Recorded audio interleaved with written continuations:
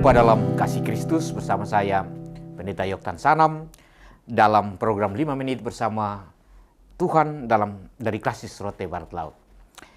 Pada kesempatan kali ini, kita akan merenungkan kebenaran firman Tuhan dari Kisah Para Rasul 2 ayat 1 hingga ayat yang ke-21 dengan tema Bersaksi dalam Pimpinan Roh Kudus.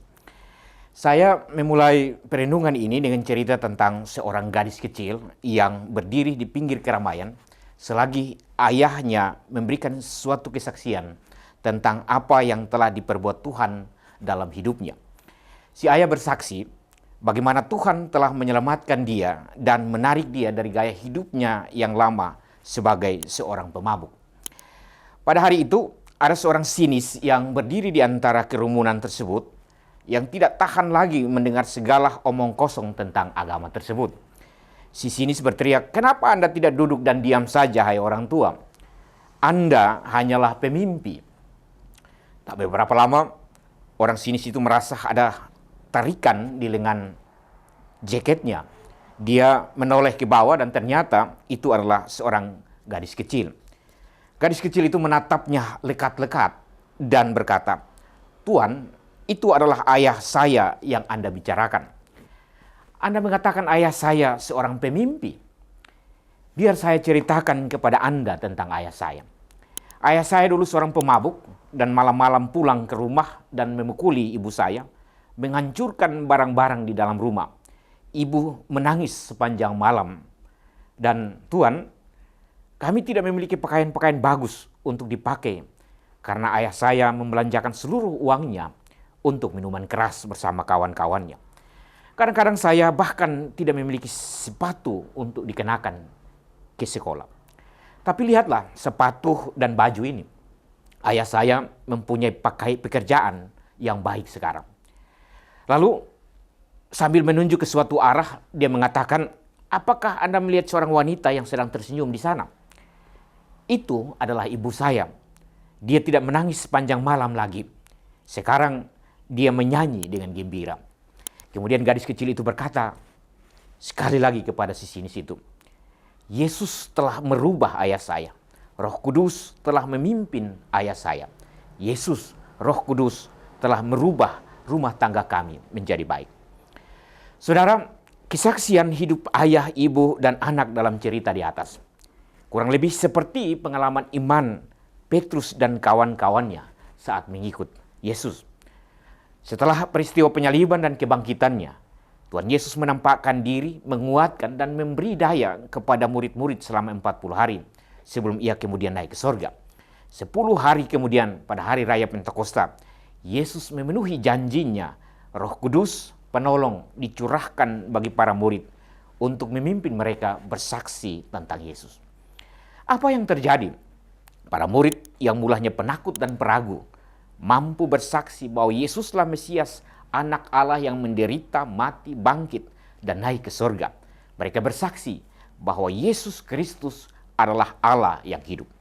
Dan bukan hanya itu saja, para murid yang hari-harinya hanya bisa berbahasa Aram, dimampukan oleh Roh Kudus untuk berbicara dalam bahasa-bahasa asing, yaitu bahasa bangsa-bangsa lain, di mana para perantau Yahudi mengerti dan memahami bahasa itu.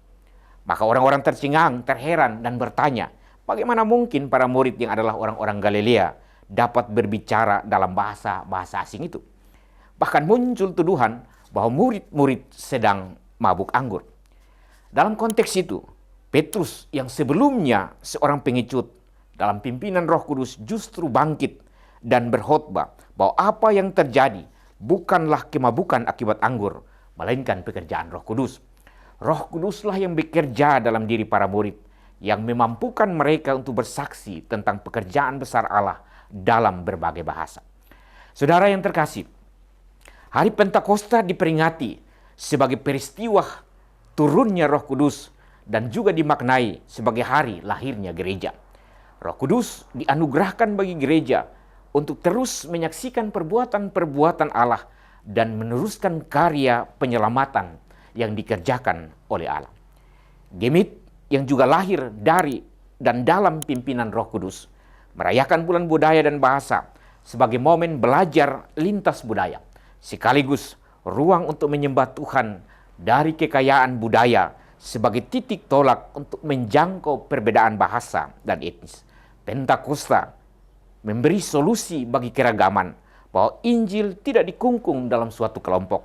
Artinya, kebaikan Tuhan harus kita saksikan kepada semua orang. Konsekuensinya, sebagai orang-orang yang merayakan Pentakosta, kita pun terpanggil untuk bersaksi tentang Injil, yakni menghadirkan kebaikan Allah bagi orang lain, apapun perbedaannya dengan kita. Artinya, kasih kita tidak boleh dibatasi hanya untuk mereka yang serumah, sekeluarga, sejemaat, sekelompok, sesuku, sebudaya, seagama, tetapi harus juga menjangkau sesama yang ada di luar kelompok kita. Karena itu saudara, mari memberi diri secara penuh, baik tubuh, jiwa, dan roh dalam pimpinan Roh Kudus. Itu berarti ketika berada di tempat ibadah, di tempat kerja, di rumah, waktu bersama pasangan, anak, atau orang tua, harus dengan seluruh hidup yang dipimpin oleh Roh Kudus. Dimanapun kita berada, seluruh hidup mesti dipimpin oleh Roh Kudus. Bukan tubuh ada di gereja, tetapi pikiran dan hati di tempat lain.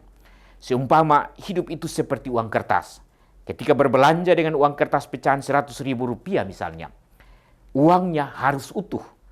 Kalau seandainya uangnya sobek, mesti dilem sampai utuh baru bisa dipakai untuk membayar. Kita tidak bisa berbelanja dengan uang kertas pecahan 100.000 rupiah yang sobek, lalu bilang ke penjual, karena uang ini sobek dan tinggal setengah, maka anggap saja 50.000 rupiah. Tidak bisa begitu. Uang yang sobek setengah, nilainya bukan berkurang setengah, tetapi menjadi nol. Begitu juga dengan hidup kita. Orang yang memberi dirinya hanya setengah-setengah dalam pimpinan Roh Kudus, nilai pemberiannya bukan berkurang setengah, tetapi benar-benar menjadi nol. Saudara, mari beri hidup kita seutuhnya ke dalam pimpinan Roh Kudus. Ketika melayani di gereja, di keluarga, di tempat kerja, di masyarakat, bahkan dalam kehidupan berbangsa dan bernegara. Hidup dalam pimpinan Roh Kudus harus menjadi gaya hidup, lifestyle orang yang percaya kepada Yesus Kristus. Sesungguhnya, Roh Kudus ada pada tiap-tiap kita yang telah mengaku percaya kepada Yesus Kristus.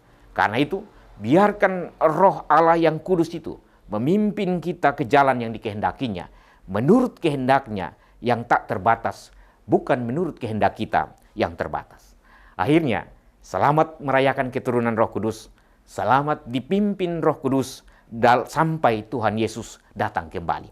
Tuhan menolong dan memberkati kita semua. Amin.